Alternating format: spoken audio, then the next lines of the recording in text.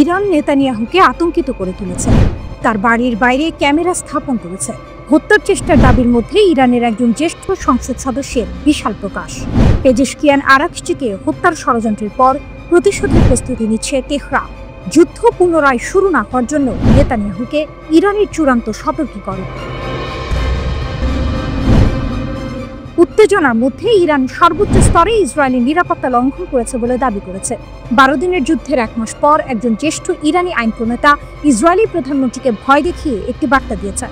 মোস্তফা জায়রি দাবি করেছেন যে ইরানি এজেন্টরা নেতানিয়াহুর বাড়ির বাইরে একটি ক্যামেরা স্থাপন করতে সক্ষম হয়েছে।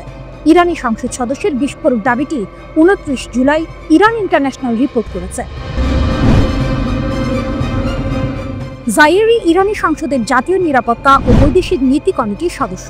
একজন ইরানি সংসদ সদস্য দাবি করেছেন ইসরায়েলি নেতানিয়াহুর বাড়ির সামনে একটি নিরাপত্তা ক্যামেরা স্থাপন করা হয়েছে। ইরান ইন্টারন্যাশনাল অনুসারে জায়নিস্টিক গ্যাং কম্পাউন্ডে কোনো গোপন স্থান বলে কিছু নেই, জায়েরি বলেছেন। জায়েরি একটি এক্স পোস্টে সতর্ক করে বলেছেন, ইরান এর আগে কখনো ইসরায়েলি প্রধানমন্ত্রী এত ঘনিষ্ঠ ছিল না। বেনিয়ামিন নেতানিয়াহুর বিরুদ্ধে কথিত হত্যা প্রচেষ্টার মাত্র কয়েকদিন পরেই এটি এসেছে। 23 জুলাই 70 বছর বয়সী একজন গুরুতর অসুস্থ কর্মীর বিরুদ্ধে ইসরায়েলি প্রধানমন্ত্রীকে হত্যার ষড়যন্ত্রের অভিযোগ আনা হয়েছে। ওই নারী কেন্দ্রীয় ইসরায়েলের বাসিন্দা এবং দীর্ঘদিন ধরে সরকার বিরোধী আন্দোলনের সঙ্গে যুক্ত বলে জানিয়েছে কর্তৃপক্ষ। পুলিশের মতে অভিযুক্ত ওই নারী নেতানিয়াহুকে হত্যার জন্য নিজ হাতেই একটি বিস্ফোরক তৈরি করেছিলেন। পরিকল্পনা বাস্তবায়ন করতে তিনি আরও কয়েকজন সরকার বিরোধী কর্মীর সঙ্গে যোগাযোগ করে অস্ত্র সংগ্রহের চেষ্টা করেছিলেন। শুধু তাই নয়, নেতানিয়াহুর নিরাপত্তা ব্যবস্থা সম্পর্কেও তথ্য জানার চেষ্টা করেন তিনি। 28 জুলাই ইসরায়েলি মন্ত্রী ইসরায়েল কাটসের বিরুদ্ধেও একটি হত্যার ষড়যন্ত্রের কথা প্রকাশ করা হয়েছে। একজন ইসরায়েলি নাগরিক ইসরায়েল কাটসের বাড়ির কাছে একটি শক্তিশালী বোমা রেখেছিলেন বলে অভিযোগ করা হয়েছে। তেহরানের হাই প্রোফাইল হত্যার চেষ্টার অভিযোগের পর ইরানি এমপির দাবিও এসেছে। ইরানের পররাষ্ট্রমন্ত্রী আরাকচি একটি সাক্ষাৎকারে দাবি করেছেন তার নিজের বাড়ির বিপরীতে একটি বাড়িতে বোমা রাখা হয়েছিল। ইরানের রাষ্ট্রীয় টিভিতে আরাকচি এ মন্তব্য করেছেন, কিন্তু ইরান ইন্টারন্যাশনাল অনুসারে সাক্ষাৎকারটি সম্প্রচারিত হয়নি। 12 দিনের যুদ্ধের সময় 16 জুন ইসরায়েল ইরানের রাষ্ট্রপতিকে হত্যার চেষ্টা করেছিল বলেও অভিযোগ রয়েছে। ফার্সের একটি প্রতিবেদনে বলা হয়েছে, পেজেশকিয়ানদের একটি বৈঠক স্থলে ইসরায়েল 6টি ক্ষেপণাস্ত্র বা বোমা দিয়ে আঘাত করেছিল। একটি গোপন ভূগর্ভস্থ স্থাপনায় ওই সভা চলাকালে ইসরায়েল সেই স্থাপনার উভয় দিকের প্রবেশ পথে বোমা হামলা চালায়। এ সময় জরুরি বের হওয়ার পথ দিয়ে তিনি ও অন্যরা বের হয়ে আসার সময়ই তার পায়ে সামান্য আঘাত লাগে। 12 দিনের এই যুদ্ধ চলার সময় সামাজিক মাধ্যমে আসা ভিডিওগুলোতে দেখা গেছে তেহরানের উত্তর পশ্চিমাঞ্চলে একটি পর্বত এলাকায় বারবার হামলা করেছে ইসরায়েল।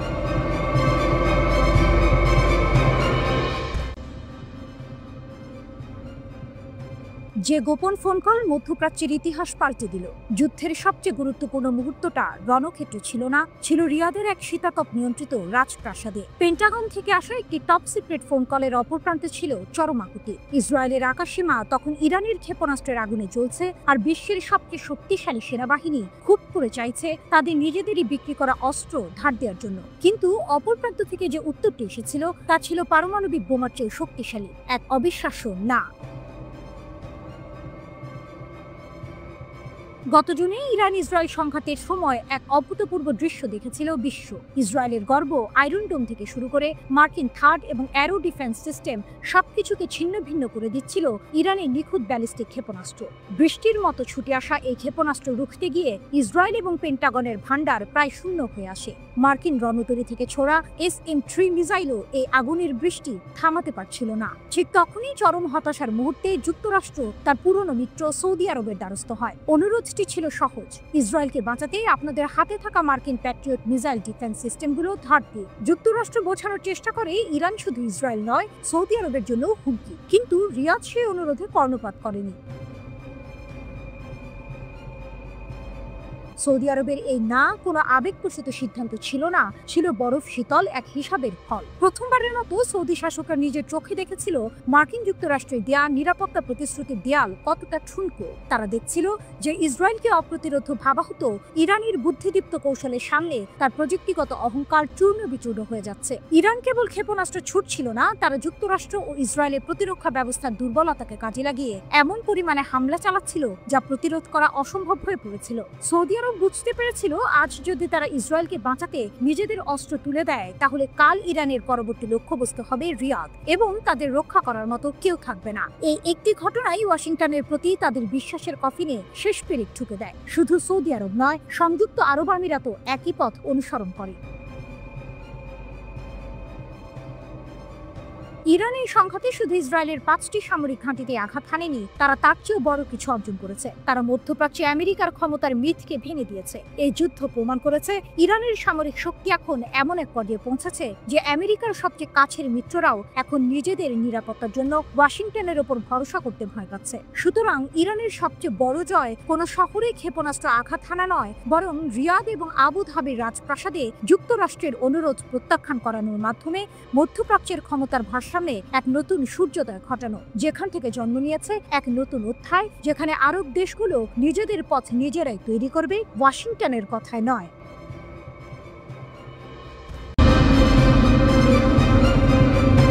মধ্যপ্রাচ্যের আকাশে নতুন অধ্যায়।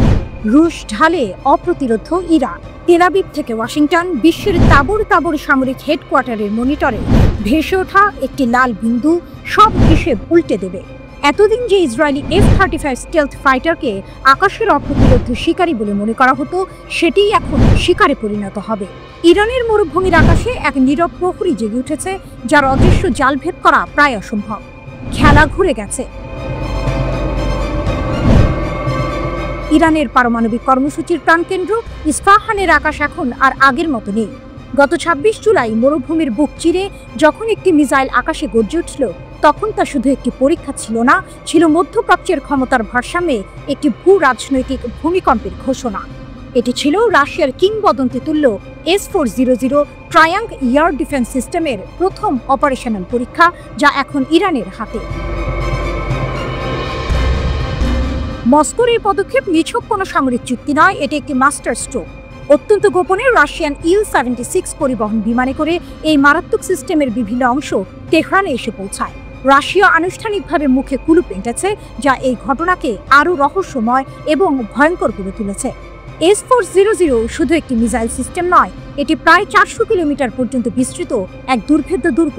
এর রাডার এতটাই শক্তিশালী যে মার্কিন ও ইসরায়েলিদের অহংকার F-35 স্টেলথ জেটের ছায়াও তার চোখ এড়াতে পারবে না। এর মানে হলো ইরানের আকাশে হামলা চালানোর চিন্তা এখন দুঃস্বপ্নের নামান্তর। ইরানের আকাশসীমায় প্রবেশ করার অর্থ এক অদৃশ্য মৃত্যু ফাঁদে পা দেয়া।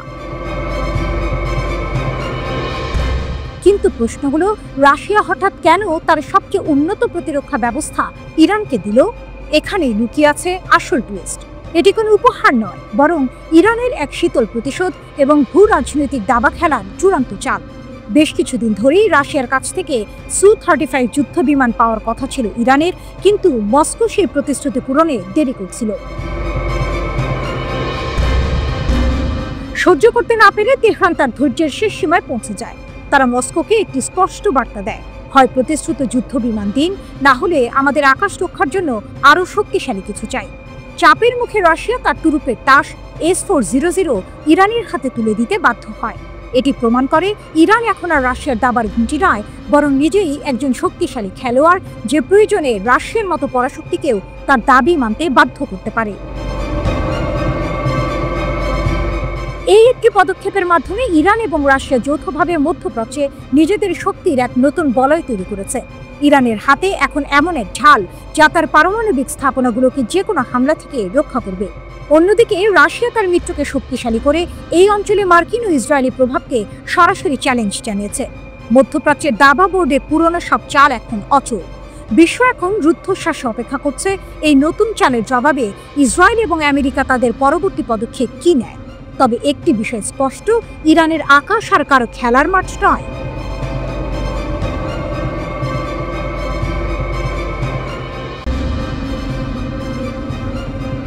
ইয়েমেনের সশস্ত্র বাহিনী ইসরায়েলের প্রধান বিমানবন্দর বেন গুরিয়ন বিমানবন্দরকে লক্ষ্য করে একটি হাইপারসনিক প্যালেস্টাইন 2 ব্যালিস্টিক ক্ষেপণাস্ত্র নিক্ষেপ করার দাবি করেছে। এই হামলার ফলে ইসরায়েলে ব্যাপক আতঙ্ক ছড়িয়ে পড়ে এবং বিমানবন্দরের কার্যক্রম সাময়িকভাবে বন্ধ হয়ে যায়। ইয়েমেনি সশস্ত্র বাহিনীর মুখপাত্র ব্রিগেডিয়ার জেনারেল ইয়াহিয়া সারি জানিয়েছেন, ইয়েমেনি সশস্ত্র বাহিনীর ক্ষেপণাস্ত্র ইউনিট অধিকৃত জাফা বা তেল আবিব অঞ্চলের বেন গুরিয়ন বিমানবন্দর লক্ষ্য করে এই গুণগত সামরিক অভিযান চালিয়েছে। তিনি দাবি করেছেন, ক্ষেপণাস্ত্রটি সফলভাবে তার লক্ষ্যবস্তুতে আঘাত এনেছে এবং এর ফলে লক্ষ লক্ষ ইসরায়েলিকে আশ্রয় কেন্দ্রে পালিয়ে যেতে বাধ্য করা হয়েছে, যা বিমানবন্দরের বিমান চলাচল বন্ধ করে দিয়েছে। সারি আরও বলেন, এই হামলা গাজা গণহত্যা এবং ইসরায়েলি আগ্রাসনের প্রতিশোধ হিসেবে চালানো হয়েছে। তিনি দৃঢ়ভাবে বলেছেন, গাজা অবরোধ শেষ না হওয়া পর্যন্ত ইয়েমেনি বাহিনী তাদের অভিযান চালিয়ে যাবে। ফিলিস্তিনের প্রতি ইয়েমেনের সমর্থন সংহতি ও কর্তব্যের ওপর ভিত্তি করে বলে তিনি জোর দেন এবং ফিলিস্তিনিদের পাশে থাকার প্রতিশ্রুতি পুনর্ব্যক্ত করেন। ইসরায়েলের প্রতিক্রিয়া ও পাল্টা দাবি। অন্যদিকে ইসরায়েলি প্রতিরক্ষা বাহিনী IDF জানিয়েছে, তারা ইয়েমেন থেকে ছোড়া ক্ষেপণাস্ত্রটি প্রতিহত করেছে। ইসরায়েলি চ্যানেল 12 নিশ্চিত করেছে, ক্ষেপণাস্ত্র হামলার পর তেল আবিব, আল কুদস এবং অন্যান্য এলাকায় সাইরেন বেজে ওঠে এবং বেন গুরিয়ন বিমানবন্দরে আগমন ও বহির্গমন উভয়ই সাময়িকভাবে স্থগিত করা হয়। IDF একটি সরকারি পরামর্শ জারি করে জনগণকে হোম ফ্রন্ট কমান্ডের নিরাপত্তা নির্দেশিকা অনুসরণ করার আহ্বান জানিয়েছে। তারা নিশ্চিত করেছে, বিমান প্রতিরক্ষা ব্যবস্থা সক্রিয় করা হয়েছিল এবং প্রোটোকল ও প্রতিরক্ষা পদ্ধতি অনুসারে ক্ষেপণাস্ত্রটি সফলভাবে বাধা দেওয়া হয়েছে। এ হামলা মধ্যপ্রাচ্যে চলমান উত্তেজনার পারদ আরও বাড়িয়ে দিয়েছে। ইয়েমেনি সশস্ত্র বাহিনীর দাবি যদি সত্য হয় যে তারা হাইপারসনিক ক্ষেপণাস্ত্র সফলভাবে ব্যবহার করতে পেরেছে, তবে এটি এই অঞ্চলের সামরিক ভারসাম্যে একটি নতুন মাত্রা যোগ করতে পারে। হাইপারসনিক ক্ষেপণাস্ত্রগুলো শনাক্ত করা এবং প্রতিহত করা অত্যন্ত কঠিন, যা এই ধরনের হামলাকে আরও বিপজ্জনক করে তোলে।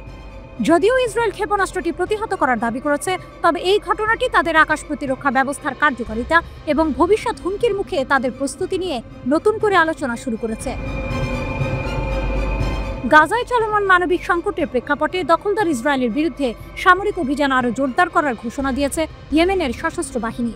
এক বিবৃতিতে ইয়েমেনি সেনাবাহিনী বিশ্বের সব জাতির প্রতি আহ্বান জানিয়েছে, যাতে তারা ইসরায়েলকে গাজায় আগ্রাসন বন্ধ করতে এবং গাজার উপর অবরোধ প্রত্যাহার করতে চাপ সৃষ্টি করে, যাতে আরও বড় সংঘাত এড়ানো যায়। ইয়েমেনি সশস্ত্র বাহিনী জোর দিয়ে বলেছে, ফিলিস্তিনি জনগণের দুর্ভোগের প্রেক্ষিতে নৈতিক ও মানবিক দায়বদ্ধতা থেকে তারা এই পদক্ষেপ নিচ্ছে। ইয়েমেনি সশস্ত্র বাহিনী দখলদার ফিলিস্তিন, বিশেষ করে গাজা উপত্যকার দ্রুত পরিবর্তনশীল পরিস্থিতির কথা উল্লেখ করে বলেছে, সেখানে দীর্ঘমেয়াদী ইসরায়েলি অবরোধ ও সামরিক হামলার কারণে হাজার হাজার ফিলিস্তিনি নিহত হয়েছেন। এক রহস্যময় রাত, চারদিকে থমথমে নীরবতা, আকাশে তারারাও যেন একটু বেশি উজ্জ্বল। কিন্তু এই নীরবতার আড়ালে লুকিয়েছিল এক বিশাল সামরিক পদক্ষেপ, যার দিকে তাকিয়ে ছিল পুরো বিশ্ব।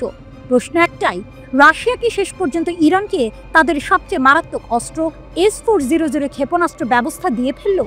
আর যদি দিয়েই থাকে, তবে কি ইরান সেই আকাশের ঢাল সফলভাবে পরীক্ষা করে ফেলেছে?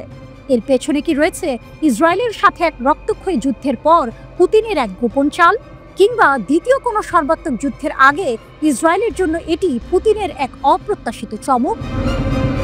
এক ভয়ঙ্কর সত্যের উন্মোচন। জানা গেছে, ইরান নাকি রাশিয়ার তৈরি S-400 বিমান প্রতিরক্ষা ব্যবস্থার প্রথম কার্যকর পরীক্ষা সম্পন্ন করেছে। ইরানের প্রতিরক্ষা বিষয়ক সংবাদ মাধ্যম birun.info এই চাঞ্চল্যকর খবরটি প্রকাশ করেছে। S-400-কে শুধু একটি ক্ষেপণাস্ত্র ব্যবস্থা বললে ভুল হবে, এটি বিশ্বের অন্যতম সবচেয়ে উন্নত বিমান প্রতিরক্ষা ব্যবস্থা, যা আকাশকে এক দুর্ভেদ্য দুর্গে পরিণত করতে পারে। এর আগে জুন মাসের এক ভয়াবহ সংঘাতে ইসরায়েলি বিমান বাহিনী ইরানের আকাশসীমায় ঢুকে পড়েছিল এবং তাদের বিমান হামলায় ইরানের S-300 ইউনিট সহ একাধিক বিমান প্রতিরক্ষা ব্যবস্থা ধ্বংস হয়ে গিয়েছিল। সেই ক্ষত কি শুকিয়ে গিয়েছিল, নাকি তার প্রতিশোধ নিতেই এই S-400 এর আগমন? বিশ্লেষকরা বলছেন, S-400 এর মোতায়েন ইসরায়েলের জন্য ভবিষ্যতে ইরানের আকাশসীমা লঙ্ঘন করাকে অনেক বেশি কঠিন করে তুলবে। রহস্যময় মহড়া এবং অদৃশ্য সংকেত। ডিফেন্স সিকিউরিটি এশিয়ার মতে, এই পরীক্ষায় সম্পূর্ণ S-400 ব্যাটারি কনফিগারেশন ব্যবহার করা হয়েছে। অর্থাৎ শুধু একটি ক্ষেপণাস্ত্র নয়, বরং একটি পূর্ণাঙ্গ প্রতিরক্ষা ব্যবস্থা পরীক্ষা করা হয়েছে। এতে ছিল বিগ বার্ড এবং গ্রেভস্টোন রাডার, যা শত্রুদের গতিবিধি নিখুঁতভাবে চিহ্নিত করতে পারে। এছাড়াও ছিল কমান্ড ও কন্ট্রোল ইউনিট। ইরানে অপারেশনাল মহড়ার সময় একাধিক 5P-85 TE-2 লঞ্চার দেখা গেছে। ক্ষেপণাস্ত্র ব্যবহার করা হয়েছে বলে জানা গেছে, যা 380 কিলোমিটার দূরের লক্ষ্যবস্তুতে আঘাত হানতে সক্ষম। কিন্তু এখানেই একটি টুইস্ট আছে। রাশিয়া বা ইরানের প্রতিরক্ষা মন্ত্রণালয় কেউই আনুষ্ঠানিকভাবে এই S-400 পরীক্ষার বিষয়টি নিশ্চিত করেনি। তাহলে খবরটি কি ভিত্তিহীন? না, এখানেই আসে এক চমক।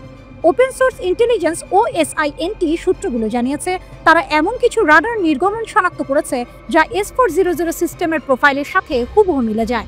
এর মানে হলো হয়তো গোপনে লোকচক্ষুর আড়ালে এই পরীক্ষা চালানো হয়েছে এবং এই সংকেতগুলোই রহস্যের জট খুলে দিয়েছে। ভবিষ্যতের দিকে এক নতুন চ্যালেঞ্জ। উপসাগরীয় অঞ্চলের একজন প্রতিরক্ষা বিশেষজ্ঞ এই ঘটনাকে ইরানের বিমান প্রতিরক্ষা ক্ষমতার জন্য এক বড় অগ্রগতি বলে অভিহিত করেছেন। তার মতে S400 এর এই মোতায়েন ভবিষ্যতে এই অঞ্চলে ইসরায়েলি F-35 যুদ্ধ বিমান এবং ড্রোন অভিযানকে তীব্র চ্যালেঞ্জের মুখে ফেলবে। ইসরায়েল কি এই অপ্রত্যাশিত শক্তি বৃদ্ধির জন্য প্রস্তুত ছিল, নাকি এটি তাদের জন্য এক শক ট্রিটমেন্ট যা দ্বিতীয় কোনো সর্বাত্মক যুদ্ধের চিত্র বদলে দিতে পারে? এই প্রশ্নগুলোর উত্তর হয়তো সময় দেবে, তবে একটি বিষয় স্পষ্ট, মধ্যপ্রাচ্যের আকাশে নতুন করে ক্ষমতার ভারসাম্য বদলে যাচ্ছে এবং এর পেছনে লুকিয়ে আছে গভীর সামরিক ও রাজনৈতিক চাল। সামনের দিনগুলো আরও উত্তেজনাপূর্ণ হতে চলেছে যখন এই রহস্যময় S400 এর ক্ষমতা এবং প্রভাব প্রকাশ্যে আসবে। MBS এর প্রতিশ্রুতির কয়েক ঘন্টা পরেই সৌদি আরবের প্রতিবেশী ইসরায়েলে ক্ষেপণাস্ত্র নিক্ষেপ করেছে। ইসরায়েলের সাথে সম্পর্ক স্থাপনের চুক্তি প্রত্যাখ্যান করায় ইসরায়েলে ক্ষেপণাস্ত্র সাইরেন বাজছে। এই অভিযানের পর মধ্য ইসরায়েল এবং জেরুজালেম এলাকায় সাইরেন বেজে ওঠে। 18 মার্চ গাজা যুদ্ধবিরতি শেষ হওয়ার পর থেকে ইয়েমেনের সশস্ত্র বাহিনী ইসরায়েলের দিকে 66টি ক্ষেপণাস্ত্র নিক্ষেপ করেছে। এছাড়াও একই সময়ে ইয়েমেনি যোদ্ধারা ইসরায়েলের দিকে 17টি ড্রোনও নিক্ষেপ করেছে। ইয়েমেনের বিদ্রোহীরা ইসরায়েলের ধ্বংসাত্মক যুদ্ধ অব্যাহত থাকায় গাজার পাশে থাকার প্রতিশ্রুতি দিয়েছে। ইয়েমেনি সশস্ত্র বাহিনী যুদ্ধের অবসান এবং ছিটমহলের ওপর ইসরায়েলি অবরোধ তুলে নেওয়ার দাবি জানিয়েছে। তারা লোহিত সাগর এবং এডেন উপসাগরে আন্তর্জাতিক জাহাজ চলাচলেও আক্রমণ চালিয়ে যাচ্ছে। গাজা যুদ্ধের মধ্যে ইয়েমেনি সশস্ত্র বাহিনী ইসরায়েলের সাথে বাণিজ্যে জড়িত যে কোনো জাহাজকে লক্ষ্য করে হামলা চালানোর প্রতিশ্রুতি দিয়েছে। ইসরায়েলের উপর সর্বশেষ আক্রমণটি এমন এক সময় ঘটল যখন গাজার পরিস্থিতি বিশ্বকে আতঙ্কিত করে তুলেছে। ইসরায়েলি অবরোধের কারণে গাজায় ব্যাপক দুর্ভিক্ষ বিশ্ব জুড়ে ক্ষোভের সৃষ্টি করেছে। দুই রাষ্ট্র সমাধানের পক্ষে সমর্থন আদায়ের জন্য জাতিসংঘে 2 দিনের সম্মেলনের আয়োজন করে সৌদি আরব এবং ফ্রান্স। ফিলিস্তিনি রাষ্ট্রের রোডম্যাপ ছাড়া ইসরায়েলের সাথে সম্পর্ক স্বাভাবিক করার সম্ভাবনা নাকচ করে দিয়েছে সৌদি আরব। ফিলিস্তিন ইসরায়েল দ্বন্দ্বের অবসানে একটি কার্যকর স্থায়ী দ্বিরাষ্ট্র সমাধান বাস্তবায়নে স্পষ্ট, সময় সীমাবদ্ধ এবং অপরিবর্তনীয় পদক্ষেপ নেওয়ার আহ্বান জানিয়েছে সৌদি আরব ও ফ্রান্স।